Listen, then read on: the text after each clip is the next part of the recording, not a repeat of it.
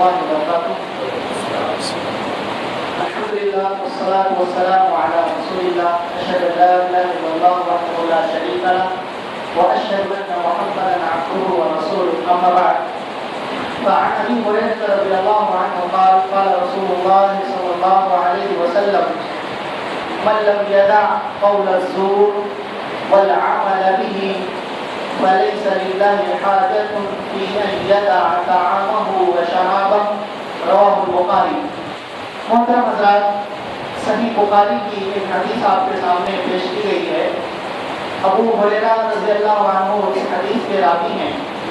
وہ بیان کرتے ہیں کہ اللہ کے رسول صلی اللہ علیہ وسلم نے فرمایا: جس شخص نے جھوٹ بولنا اور جھوٹ پر عمل کرنا نہ چھوڑا، اور ایک دوسری روایت میں ہے کہ جس نے جہالت کو، نادانی کو نہ چھوڑا، تو اللہ کو اس بات کی بالکل ضرورت نہیں ہے کہ وہ شخص اپنا کھانا پینا چھوڑ دے.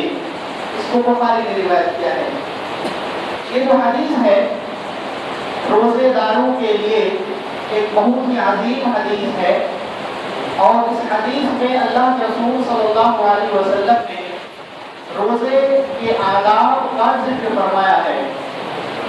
ہر شخص کو یہ بات معلوم ہے کہ ہم اور آپ جو کھانا پینا چھوڑ کر کے رکھتے ہیں ایک متعین وقت کے لیے، اور جو روزہ رکھتے ہیں تو صرف کھانا پینا چھوڑ دینے کا نام بھی روزہ نہیں ہے، بلکہ کھانا پینا چھوڑنے کے ساتھ ساتھ کچھ آداب ہیں، کچھ شرعی چیزیں ہیں جن چیزوں کا خیال رکھنا ہمارے اور آپ کے لیے ضروری ہے.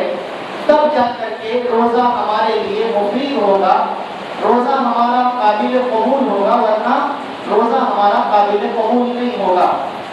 اس کو ایسے سمجھیے کہ جیسے ایک شخص کسی ڈاکٹر کے پاس جاتا ہے کسی بیماری کا علاج کرنے کے لیے، وہ ڈاکٹر اسے کچھ دوائیں دیتا ہے اور دواؤں کو دینے کے بعد کہتا ہے کہ تمہیں ان دواؤں کو لینی ہے اور ساتھ ساتھ ان چیزوں سے پرہیز بھی کرنی ہے.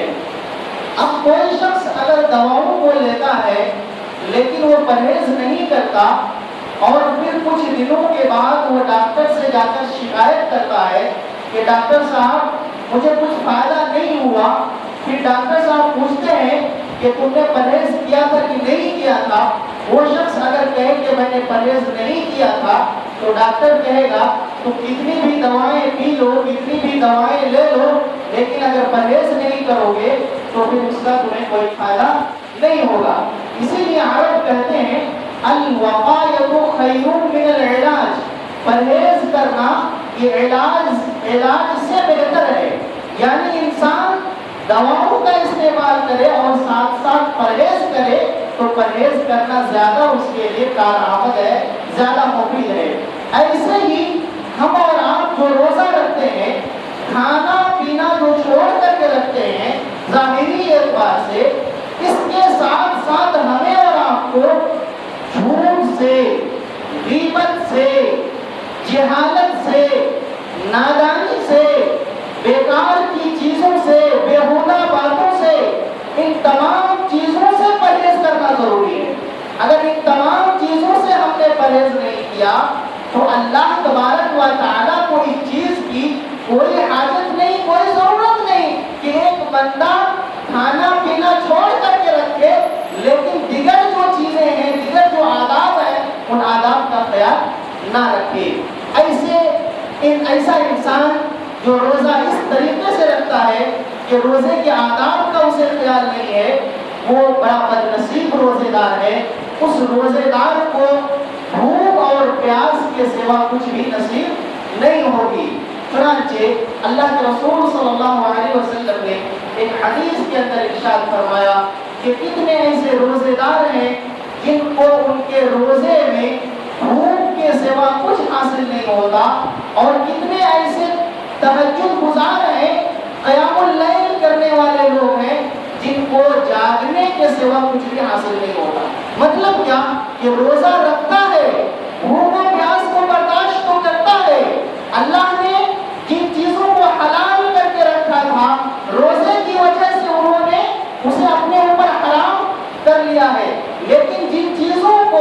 اللہ رب العزت نے ہمیشہ سے حرام قرار دیا ہے، چاہے وہ روزے کی حالت میں ہو، چاہے بغیر روزے کی حالت میں ہو، چغلی کرنا، جھوٹ بولنا، غیبت کرنا، زبان کی حفاظت نہ کرنا، ان تمام چیزوں کو اگر نہیں چھوڑتا ہے وہ بڑا بد نصیب شخص ہے، وہ بڑا بد نصیب روزے دار ہے جو بھوک و پیاس کو برداشت کرنے کے بعد بھی ثواب نہیں پاتا ہے۔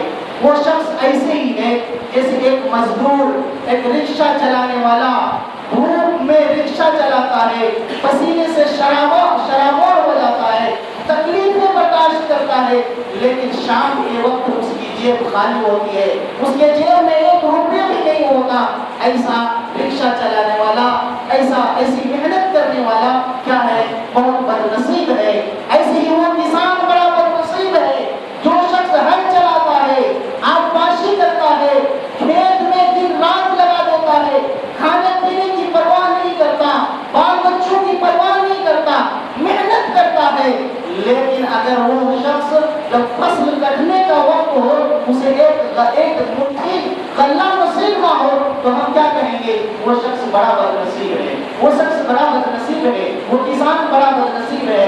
اسی لیے جناب محمد رسول اللہ صلی اللہ علیہ وسلم نے ایک اور حدیث کے اندر ارشاد فرمایا، لا تساب وانت صائم، تم کسی کو گالی نہ دو، گالی گلوچ نہ کرو اس حال میں کہ تم روزے سے ہو۔ مطلب یہ نہیں کہ روزہ نہ رکھو تو گالیاں دے سکتے ہو، لیکن کہنا یہ ہے کہ اگر تم نے روزہ رکھا ہوا ہے تو تمہیں گالی گلوچ سے زیادہ پرہیز کرنا ہے۔ روزہ رکھا ہوا ہے اگر تو تمہیں سمجھنا پڑے گا کہ روزہ صرف کھانے پینے سے رکنے کا نام نہیں ہے، بلکہ گالی گلوچ سے زبان کی حفاظت کرنا اور ان تمام چیزوں سے روکنا بھی روزہ ہے۔ اللہ کے رسول صلی اللہ علیہ وسلم نے بیان فرمایا، فَإِنْ صَابَكَ أَحَدٌ فَقُلْ إِنِّي صَائِمٌ، اگر تمہیں کوئی شخص گالی دے تو تم کہہ دو میں روزے دار ہوں، تم کہہ دو کہ میں روزے دار ہوں، یہ نہ کہو کہ میں نے کھانا پینا چھوڑ کے رکھا ہے، بلکہ کہو کہ میرا پورا وجود جو ہے وہ روزے دار ہے۔ میں تمہیں زبان سے گالی نہیں دے سکتا، میں تمہیں ہاتھ سے مار نہیں سکتا، میں تمہارے سلسلے میں غلط سوچ نہیں سکتا، کیونکہ میں روزے دار ہوں۔ اس لیے میرے بھائیوں، بزرگوں اور دوستوں، ہمیں اور آپ کو ضرورت اس بات کی ہے کہ ہم جہاں روزے میں ظاہری چیزوں کا خیال رکھتے ہیں، ایسے ہی ہمیں اور آپ کو روزے کے جو آداب ہیں ان آداب کا خیال رکھنا بہت ضروری ہے۔ افسوس کی بات ہے کہ آج مسلم معاشرے میں، مسلم سماج میں حلال چیزوں کو ایک انسان نے تو چھوڑ رکھا ہے اللہ کے لیے، لیکن حرام چیزوں کو اس نے نہیں چھوڑا ہے۔ کاروبار میں وہ جھوٹ بولتا ہے، کاروبار میں وہ غش کرتا ہے، دھوکہ دیتا ہے، ایک دوسرے کو وہ برا بھلا کرتا ہے، لیکن کیا ہے؟ وہ سمجھتا ہے میں روزے دار ہوں۔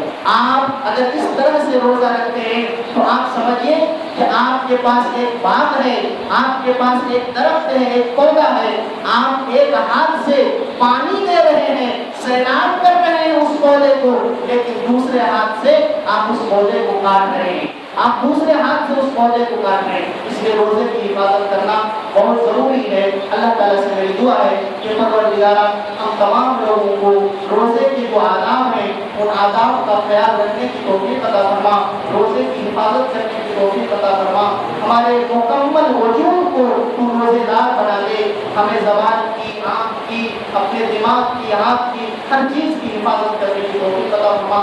اقول قولی ھذا واستغفر اللہ لی ولکم ولسائر المسلمین۔ السلام علیکم ورحمۃ اللہ وبرکاتہ۔